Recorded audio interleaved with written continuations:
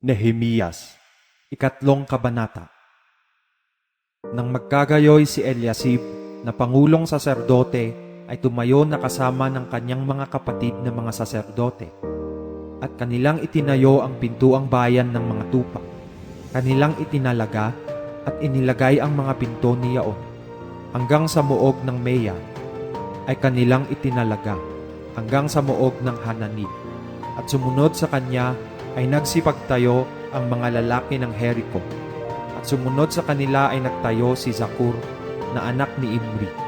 At ang pintuang bayan ng mga isda ay itinayo ng mga anak ni Senaa. Kanilang inilapat ang mga tahilan niyaon, at inilagay ang mga pinto niyaon, ang mga trangka niyaon, at ang mga halang niyaon. At sumunod sa kanila ay hinusay ni Meremoth na anak ni Urias, na anak ni Kos. At sumunod sa kanila ay hinusay ni Mesulam, na anak ni Berekias, na anak ni Mesezabib. At sumunod sa kanila ay hinusay ni Sadok, na anak ni Baana. At sumunod sa kanila ay hinusay ng mga Tekoita, ngunit hindi inilagay ng kanilang mga mahal na tao, kanilang mga leeg, sa gawain ng kanilang Panginoon. At ang dating pintuang bayan ay hinusay ni Hoyada, na anak ni Paseya, at ni Mesulam, na anak ni Besodias. Kanilang inilapat ang mga tahilan niyaon, at inilagay ang mga pinto niyaon, at ang mga trangka niyaon, at ang mga halang niyaon. At sumunod sa kanila ay hinusay ni Melatias na Gabaonita, at ni Hadon na Meronotita, ng mga lalaking taga-Gabaon at taga-Mispa, na ukol sa luklukan ng tagapamahala sa dako roon ng ilog. Sumunod sa kanila ay hinusay ni Uziel na anak ni Harhaiya na platero. At sumunod sa kanya ay hinusay ni Hananias na isa sa mga manggagawa ng pabango, at kanilang pinagtibay ang Jerusalem hanggang sa maluwang na kuta. At sumunod sa kanila ay hinusay ni Repayas na anak ni Hur, na pinuno ng kalahating distrito ng Jerusalem. At sumunod sa kanila ay hinusay ni Hedayas na anak ni Harumaph sa tapat ng kanyang bahay. At sumunod sa kanya ay hinusay ni Hatus na anak ni Haspanias. Ang ibang bahagi at ang buog ng mga hurno ay hinusay ni Malkiyas na anak ni Harim, at ni Hasub na anak ni Pahat-Moab. At sumunod sa kanya ay hinusay ni Salum na anak ni Lohes, na pinuno ng kalahating distrito ng Jerusalem, niya at ng kanyang mga anak na babae. Ang pintuang bayan ng Libis ay hinusay ni Hanun at ng mga taga-Zanoa.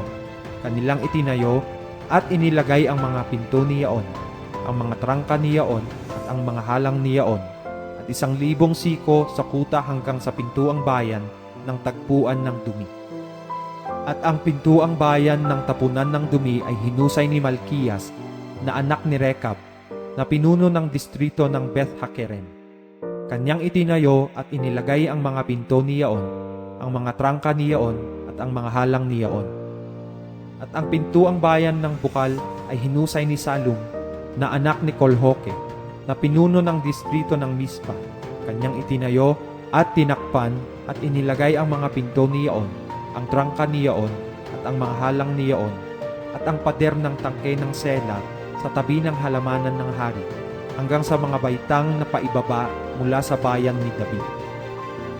Sumunod sa kanya ay hinusay ni Nehemias na anak ni Azbuk, na pinuno ng kalahating distrito ng Bethsur, hanggang sa dako ng tapat ng mga libingan ni David, at hanggang sa tangke na ginawa, at hanggang sa bahay ng mga makapangyarihang lalaki.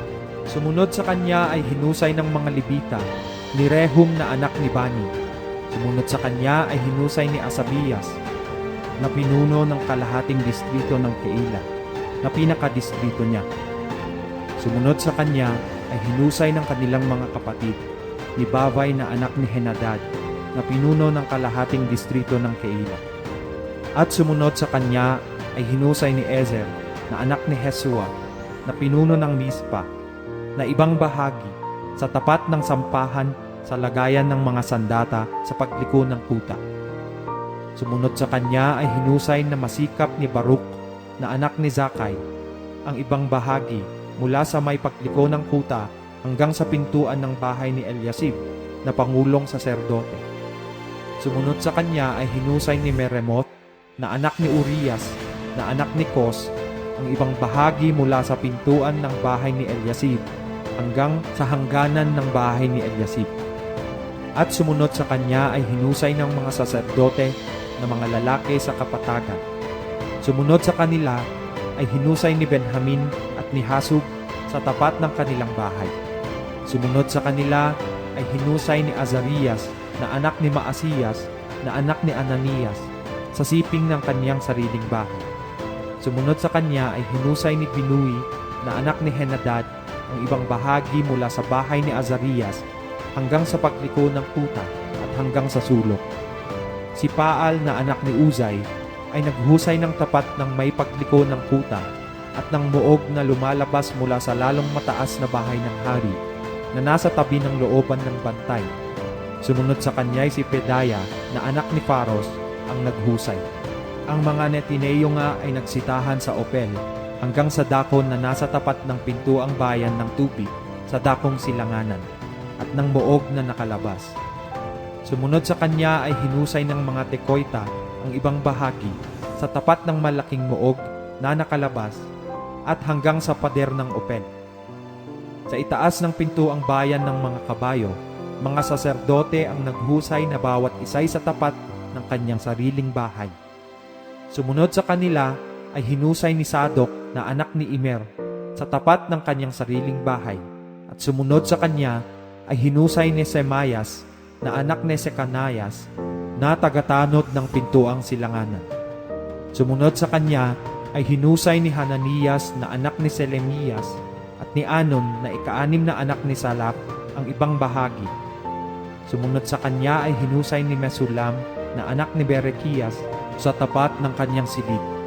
Sumunod sa kanya ay hinusay ni Malkiyas na isa sa mga platero sa bahay ng mga Netineo at sa mga mangangalakal sa tapat ng pintuang bayan ng Hamipkad at sa sampahan sa sulok at sa pagitan ng sampahan sa sulok ng pintuang bayan ng mga tupa. Ang naghusay ay ang mga platero at ang mga mangangalakal.